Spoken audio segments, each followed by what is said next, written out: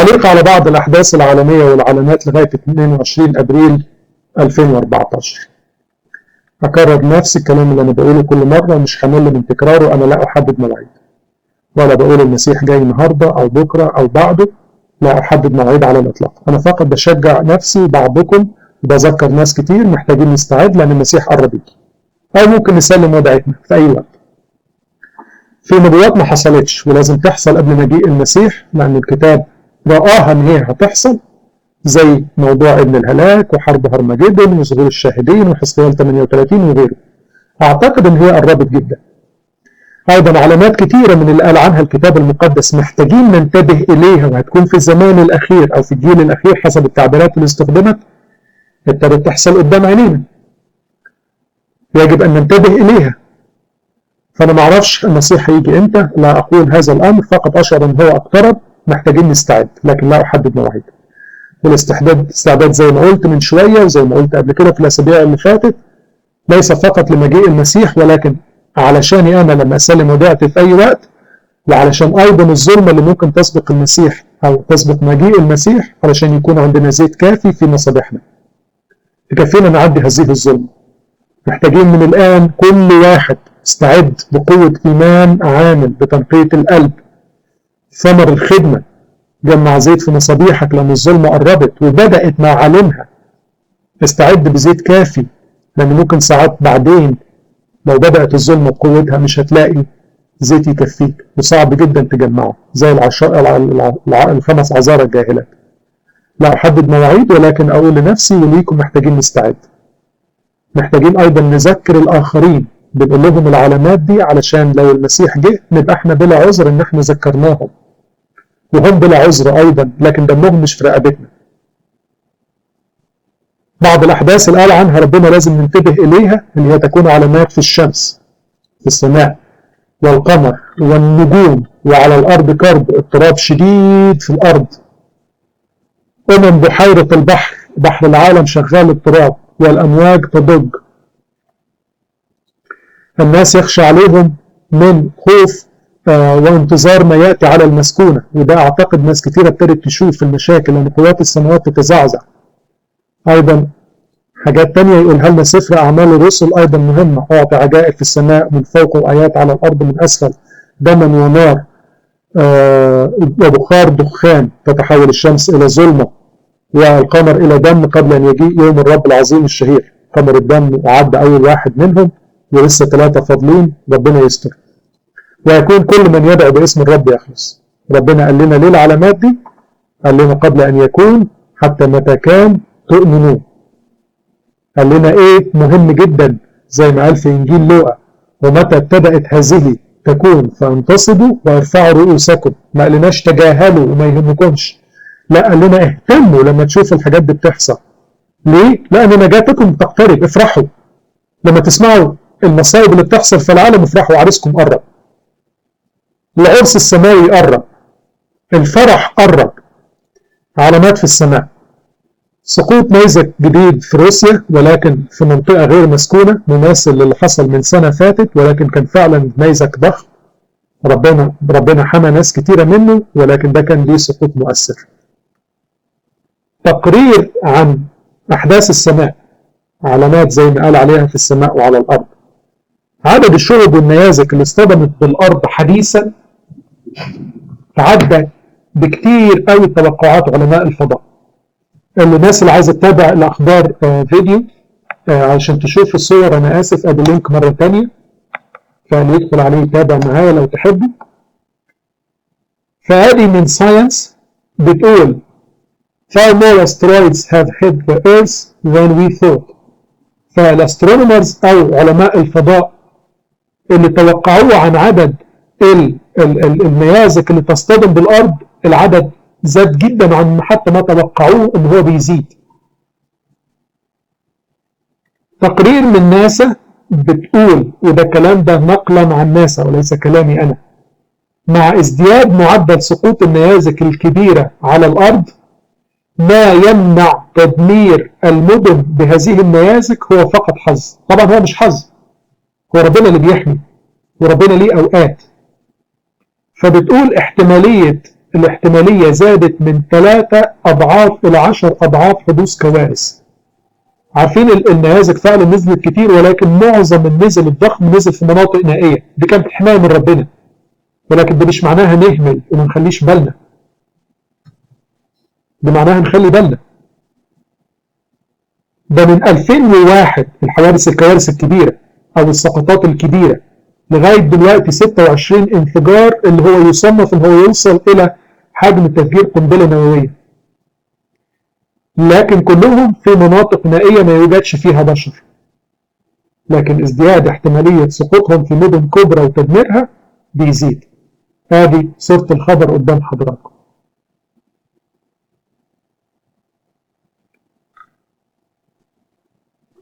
مع ملاحظة أيضا اقترابنا من ميعاد عبور مذنب لينير اللي قلت لحضراتكم عليه، اللي هيكون أقرب وأكبر إلى الأرض من مذنب أيزن اللي اتكلمنا عليه قبل كده. انفجار شمسي كبير آخر يقيم بN7. نشكر ربنا إن هو ما كانش مواجه للأرض. ربنا بيدي علامات كتيرة وفي الآخر يقولوا لا يوجد إله. البراكين في ازدياد واتكلمنا عليها، إخلاء مناطق الدخان اللي قال عنه الكتاب المقدس، إخلاء مناطق كبيرة في بيرو بحسب بسبب سحب الرماد الخارج من البركان. ادي صورة الخبر قدام حضراتكم. الزلازل حدث ولا حرج اللي في ازدياد بشع زي ما قال الكتاب المقدس أيضا. يوم الأربعاء اللي فات 43 زلزال، منهم واحد 5.1 في ألاسكا، 5.4 في نيو باباجيني، و4.9 في اليابان، و4.8 في بنما، و4.8 في اندونيسيا، و5.3 في شيلي. يوم الخميس 40 زلزال، في يوم 5.5 في الفلبين، و6.2 في جزيرة باليني، و5.5 في المحيط الهادي، و5 في اندونيسيا، و5.2 في اليابان. يوم الجمعة 49 زلزال مستمرين، وصل واحد فيهم 7.2 في المكسيك. يوم السبت 60 زلزال، منهم 12 فوق 5 ريختر، منهم واحد 7.5 في بابا نيوجيني. يوم الحد 40 زلزال، منهم 4.9 في اليابان، و5.3 في روسيا، و5.7 في بابا نيوجيني وغيرها. يوم الاثنين كان 51 زلزال ومستمرين.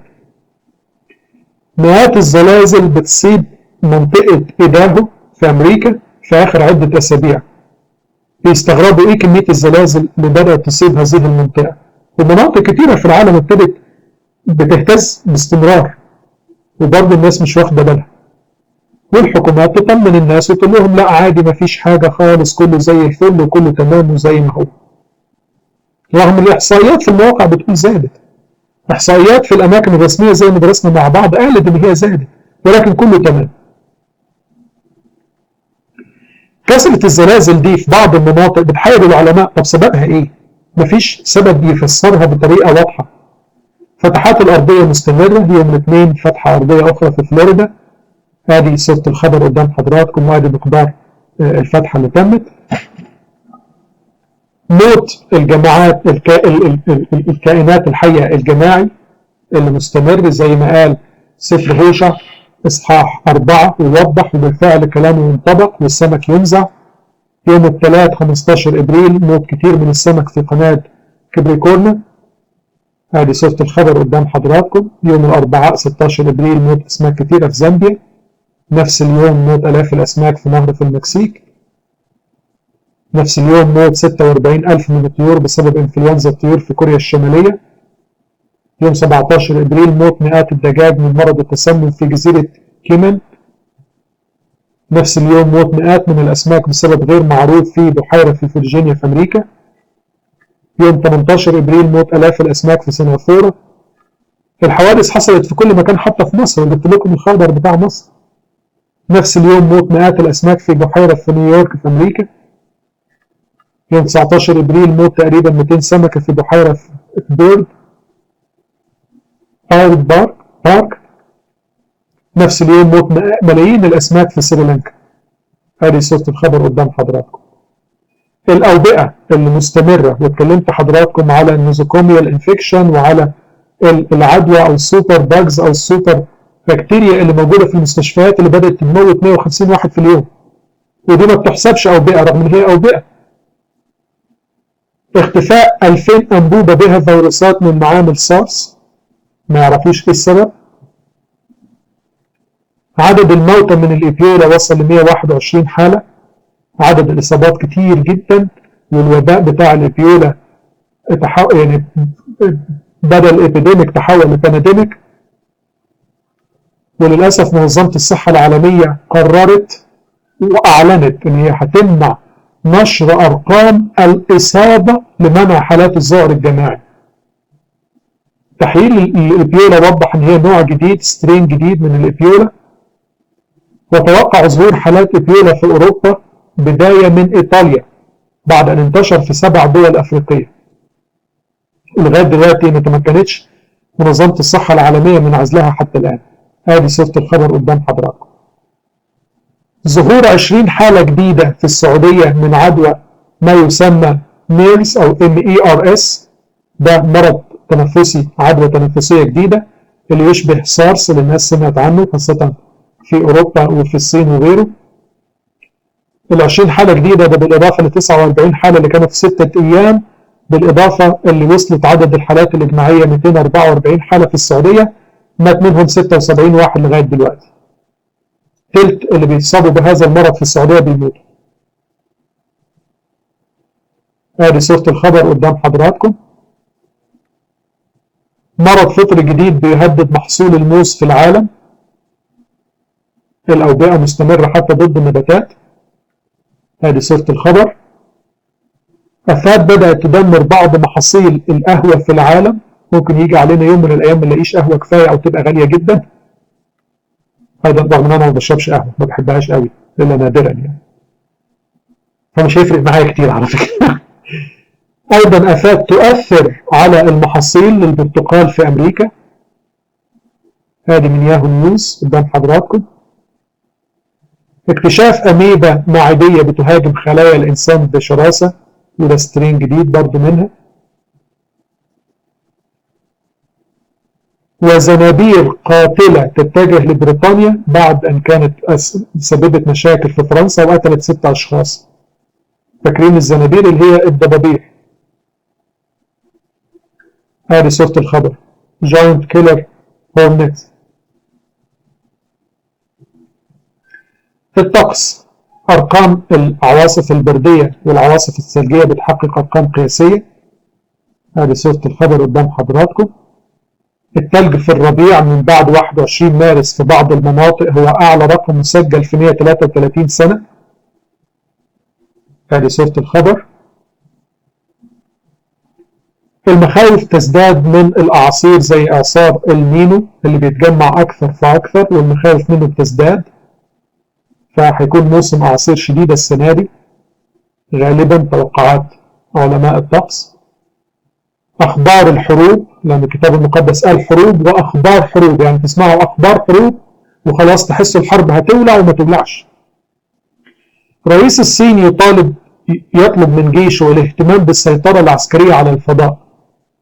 فالصين عايزة تستخدم الفضاء عسكريا عشان يبقى سلاح قوي معاها، وخاصة انتوا عارفين ان الصين طورت وبشدة المagnetic او المagno-electric pulse او MEP او القنبلة الكهرومغناطيسية، فمش عارفين الموضوع هيوصل لغاية فين. الصين تستطيع أن تغزو أحد الجزر اليابانية وتقف ضد الجيش الياباني في 5 ساعات حسب بعض الجرائد الصينية بأسلحة معظمها اشتريتها من روسيا حديثا. هذه صورة الخبر قدامكم. اليابان في المقابل بتزيد من تعداد الجيش استعدادا لمواجهة الصين، وأمريكا بتسند اليابان، فالصين بتسندها روسيا واليابان بتسندها أمريكا. هذه صورة الخبر من ياهو نيوز. ولا زالت التهديدات مستمرة من حلف الناتو لروسيا بسبب مناوشاتها على حدود أوكرانيا، فروسيا على حدود أوكرانيا بتجمع جيشها أكتر فأكتر. وفلاديمير بوتين بكل يعني صراحة ومش خايف لا من الناتو ولا من أمريكا ولا من الاتحاد الأوروبي، بيعترف إن هو في خطته استرجاع حدود روسيا من شرق أوكرانيا ادي صورة الخبر قدام حضراتكم. هو ما انكرش هو في خطته ان هو يسترجع حدود روسيا القديمة من شرق اوكرانيا.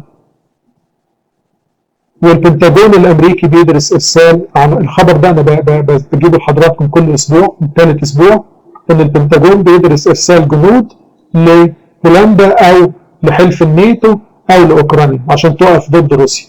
ما اعرفش يعني، انا حتى الخبر ده ابتديت امل منه، ان كل اسبوع بيتقال في الاخبار ان البنتاجون بيدرس ارسال جنود امريكان. هيخلص دراسه امتى انا مش عارف. لكن ادي صوره الخبر قدام حضراتكم. بعض الخبراء بيقولوا ان مشكله اوكرانيا قد تؤدي الى حرب عالميه ثالثه، خايفين لا يدخل فيها السلاح النووي، وده طبعا خطر. ده من الميل اونلاين قدام حضراتكم.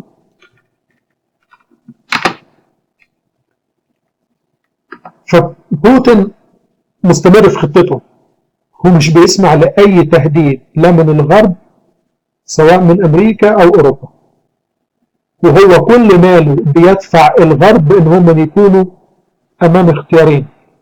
الاختيار الاولاني يا اما يستمروا في التصعيد ضده لغايه ما ينتهي الامر بحرب عالميه ثالثه، او يرضخوا ويتراجعوا ويكون بوتين انتصر زياده وفرض سلطته زياده، زي ما انتصر اوريدي في موضوع الكريميا، زي ما انتصر اوريدي في موضوع سوريا. ما امريكا قالت هتتدخل في سوريا عسكريا ورجعت لما ابتدى بوتين يظهر في الصوره. مع ملاحظه ان الغرب بالفعل خسر جولات كتيره قصاده امام الضغط الروسي. الغرب خسر كتير واصبح صورته مهزوزه. الغرب بيهدد ما بيعملش حاجه، زي ما قال الكتاب المقدس يشجب. ده اللي بيعمله الغرب دلوقتي. امريكا والاتحاد الاوروبي كل اللي بيعملوه هم بيعملوا ايه؟ بيشجبوا. وبوتين شاعر بكده وحاسس، هو والصين حاسين بهذا الامر ومستمرين.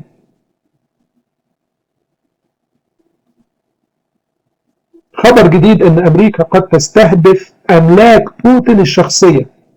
فامريكا اعلنت خبر ان رصيد بوتين في سويسرا هو 40 بليون. الخبر ده صح ام خطا؟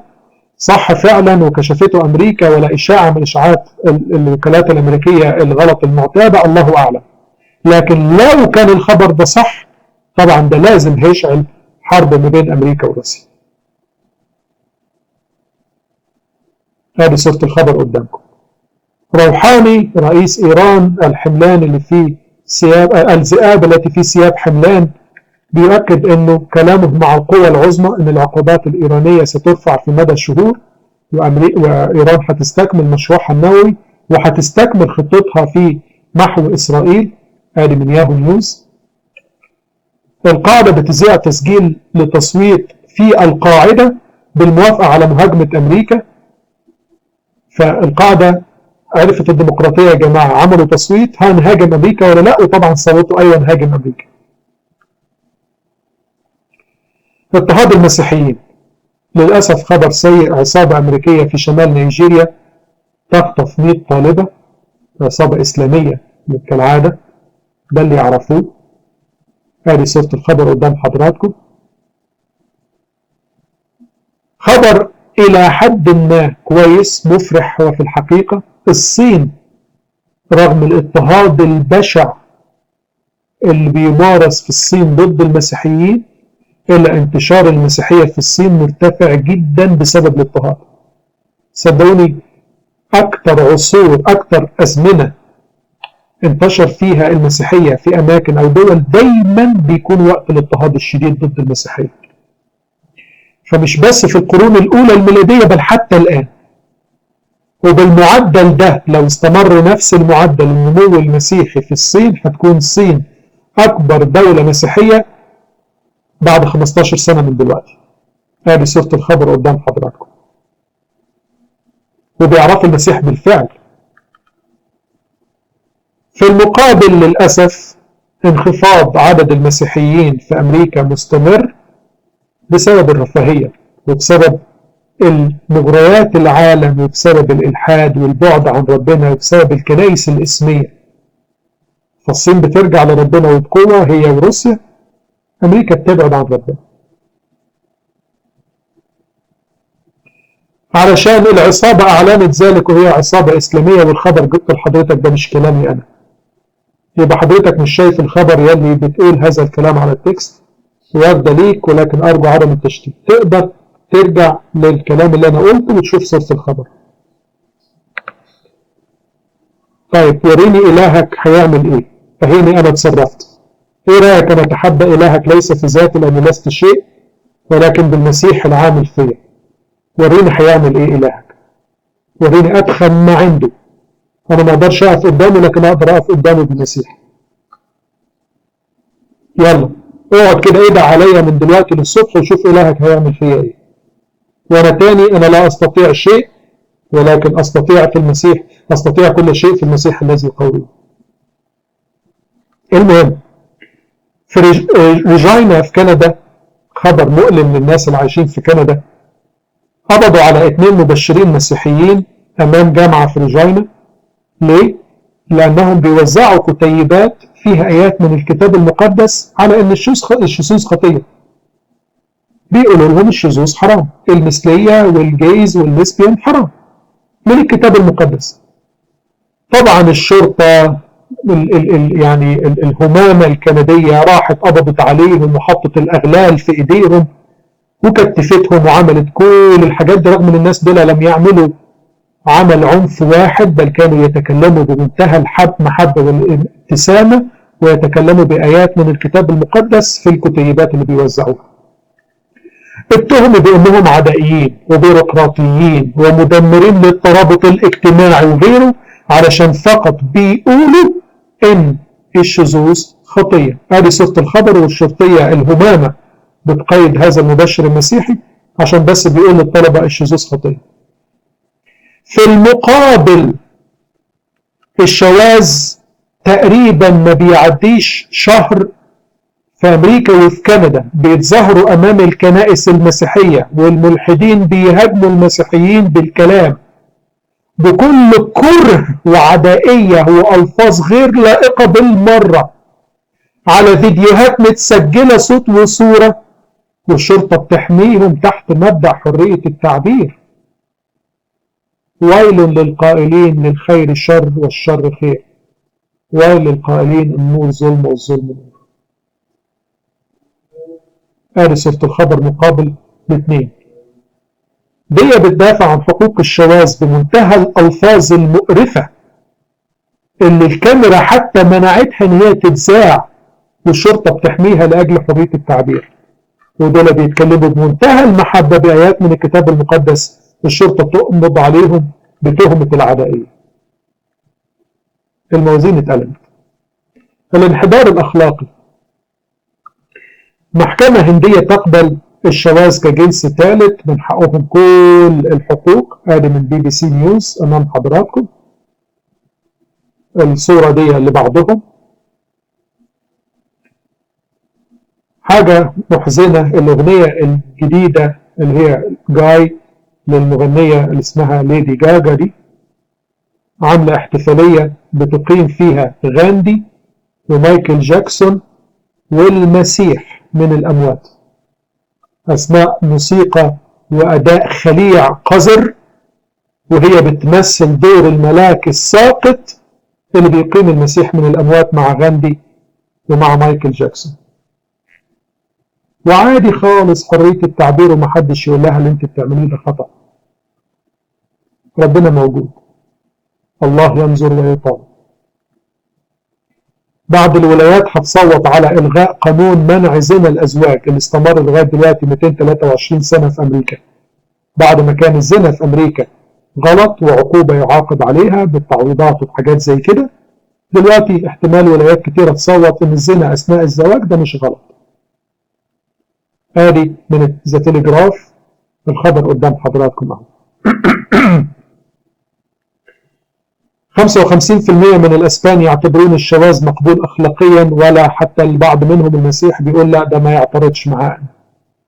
لا، الشواذ خطية، وخطية مقززة ومقرفة، وخطية لو الانسان ما تبش عنها لغاية نهاية حياته واصر على فعلها زي ما قال عنه الكتاب المقدس هيكون في بحيرة النار والكبريت.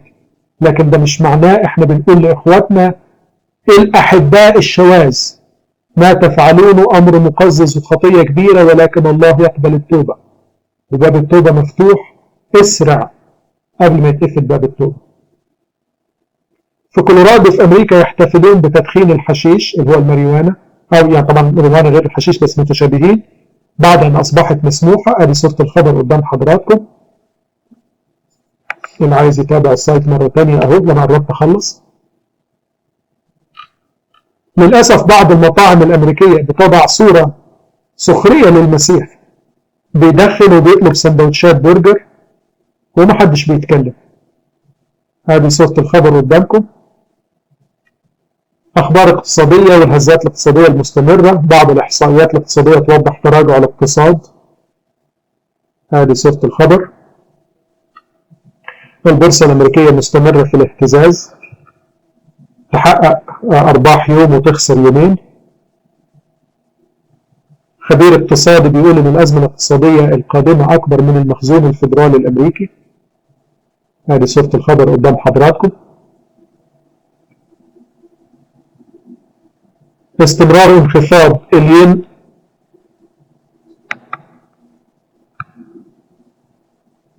أنا آسف في واحد بس أعتقد كلامه غير لائق، لازم كان يتنقل، فسامحوني.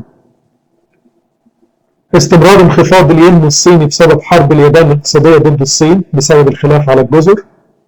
هذه صورة الخبر قدام حضراتكم.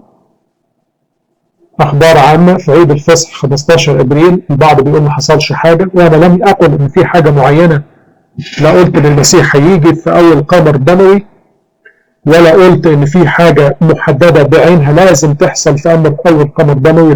لم أقل هذا الكلام، وتقدروا ترجعوا لكل الفيديوهات اللي اتكلمت فيها على قمر دموية. أنا قلت لا أحدد شيء معين هيحصل، لكن هي علامة ربنا بيقول لنا نلتفت. ورغم ذلك حاجة حصلت بسيطة جدا تلفت نظرنا. في عيد الفصح 15 إبريل، مع أول الأقمار الدموية البلادي مون المتماشي مع العيد اليهودي عيد الفصح، حكومة أوكرانيا وزعت على اليهود منشورات، اليهود اللي عايشين في أوكرانيا، ورق رسمي إن لازم كل يهودي من سن 15 سنة فما فوق يسجل اسمه وإنه هو يهودي وأملاكه بالتفصيل، ومن لا يفعل ذلك هيتم ترحيله وتأمين أملاكه. صدفة؟ ما أعتقدش. مقدمة لشيء؟ احتمال. لكن الأهم من ده إن هي دعوة لكل واحد. انتبه، الرب يسوع المسيح بيقول لك انتبه، استعد سواء لتسليم وداعتك أو لمجيء المسيح. وعارفين حضراتكم إنه الموضوع مش هينتهي على خير ما بين أوكرانيا وروسيا وإيران وإسرائيل. في حاجة هتحصل، عشان كده حتى في رباي يهودي بيقول إنه يتوقع أن لن تمر الأربع أقمار دموية إلا بسفك دم يهودي مثلما حدث سابقا.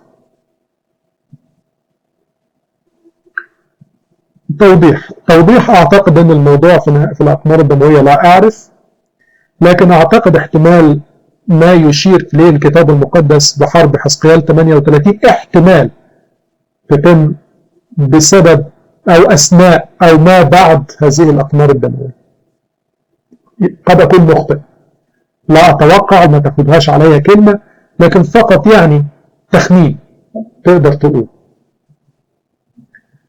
ثورة في بعض المناطق في الصين بيقتلوا فيها الشرطة بشكل بشع. أنا آسف على الصورة إذا كانت تؤذي مشاهد حضراتكم، سامحوني. صناعة دم صناعي، يعني هيبتدوا يصنعوا دم صناعي في القريب. ده الخبر من تليجراف، فبعد كده مش هنحتاج ناس يتبرعوا بالدم، لأن احنا الدم هنبتدي نصنعه. على فكرة اليهود في الأقمار الدموية اللي حصلت في 1400 وشوية، اليهود ساعتها اضطردوا، حصل معاهم موقف مشابه في أسبانيا. أيضا الأقمار الدموية اللي حصلت في القرن ال16 كان برضو ليها كارثة بالنسبة لليهود.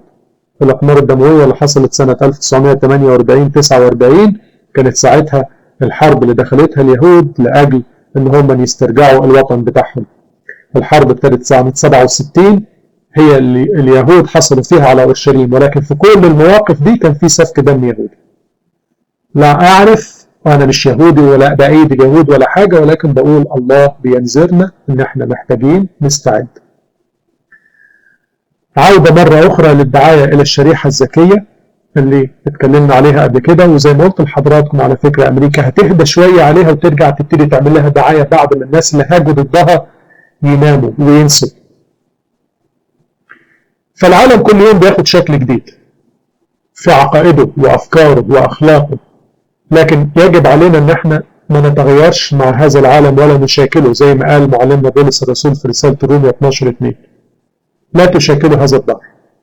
مش معناه ان الدولة عندك ابتدت تقول ان المثلية صح وحرية وبراحتهم ان معناها ان انت تمشي معاهم وتقول المثلية كويسة. لا، هنفضل كمسيحيين نقول المثلية دي خطية. تقبلوا ترفضوا براحتكم، لكن ده مكتوب في الكتاب المقدس ولازم نقولها، حتى لو هيعملوا فينا زي الناس دول ويقبضوا علينا في النهاية. على فكرة الناس كتيرة اللي بتتكلم على موضوع المثلية معلش وغصب عنهم وعيوب جينية ومش عيوب جينية والكلام ده كله. طب أنا ممكن أتساءل على حاجة، ودي كانت نقطة مهمة فعلا حد لفت نظري إليها. يا ترى المثليين بيخلفوا؟ معايا في النقطة دي؟ هل المثليين بيخلفوا؟ ما بيخلفوش. واحدة ست بتجوز واحدة ست ما بتخلفش، وواحد راجل بيتجوز واحد راجل ما بيخلفش. هيورثوا المثلية ازاي؟ يعني اللي يقول ده غصب عنهم هي ما بتتورثش، يعني ده اختيار شخصي. عشان اللي بيدعي نسبة كل المثليين الضخمة لاختيارهم الشخصي بهذا الشذوذ، معلش يا جماعة ده غصب عنهم. لا معلش دي ما بتتورثش. وحسب حتى survival of the fittest ولا natural selection دول ما بيخلفوش عنهم يندثروا. بيزيدوا ازاي؟ بيزيدوا لانها اختيار شخصي بدافع من الشيطان، وليس بيزيدوا بسبب ان هي بتتورث. فكروا فيها كويس النقطة دي معايا. عندهم مشاكل في الهرمونات، وكتير ناس كتير طول الزمان عندهم مشاكل في الهرمونات، وده اللي بيعمله الطب. اي دكتور شغال اللي هو اندوكراينولوجي يقدر يعالج الناس اللي عندها مشاكل في الهرمونات سو ايزي. بروتوكولات ومعروفه واتدرست واتطبقت وعليها ترايلز كتير قوي. اللي عنده مشاكل في الهرمونات يروح يتعالج.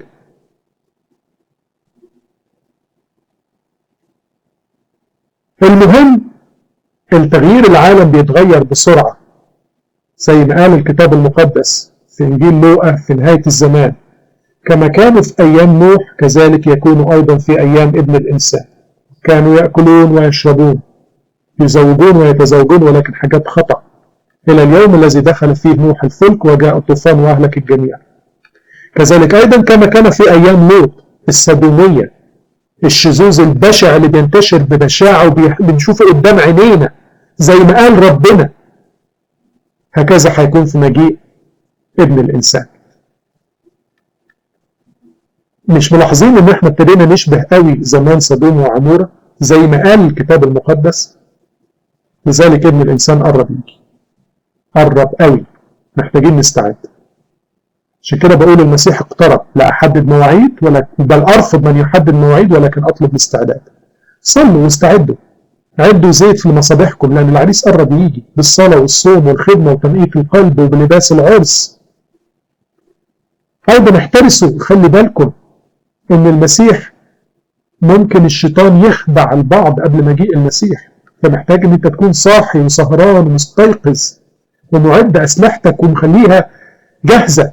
زي واحد ممكن يتهاجم من عدو الخير في أي وقت، فالخوذة جاهزة جنبه، سيفه حاد ومسنون ومتجهز، سيف الكلمة، خوذة الخلاص، درع الإيمان، خليهم جاهزين جنبك.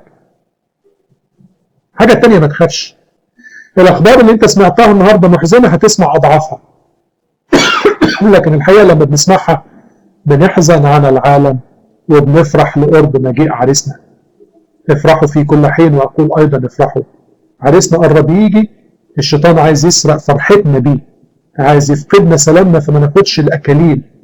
استعدوا، قد تسلموا وداعتكم في أي وقت. زي ما قلت لحضراتكم في 150,000 شخص بيموت في اليوم، كل يوم بيعدي في العالم بيموت 150,000 شخص، عدد ضخم، قد أكون أنا منهم بكرة، ما أعرفش. فأنت مش عارف أنت إمتى هتسلم وديعتك. مسيح اقترب، اسمعوا أثمار تليق بالتوبة واستعدوا لاستقبال العريس. ربنا يبارك حضراتكم.